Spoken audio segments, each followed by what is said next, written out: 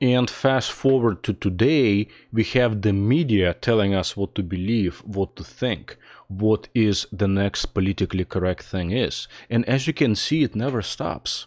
It never stops. You are now afraid to say, a million things right now. Tomorrow there are a million other offshoots, satellites that you cannot say, cannot think, etc. And I think it's like a ticking time bomb. It cannot go on like that. You cannot be politically correct about everything. Then at the end of the day, you can't say a thing. Or the only thing you can do is talk about these things among your, very close friends. And you almost live this kind of double life. You are in this world of doublethink, this Orwellian doublethink, where you actually don't believe it, but you either silent or you, conform, at least visually, with the other people when certain subjects are raised, either at work or any other social setting. The reason I say it's a ticking bomb is it reminds me of the Soviet Union.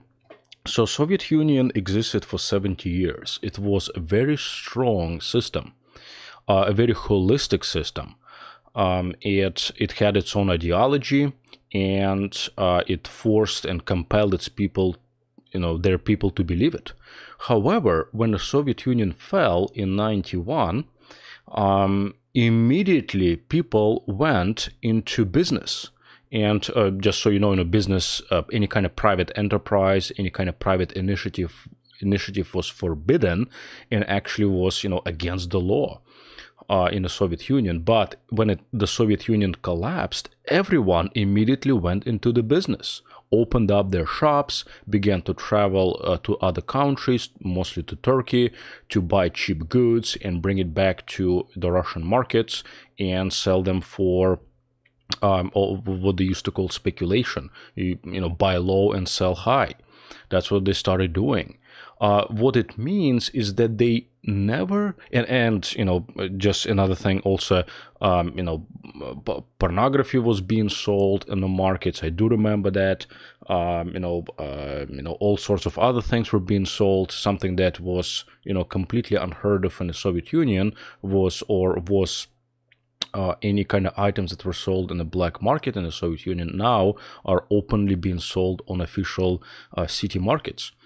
And what it tells me is that people never truly believed in communism and its ideals.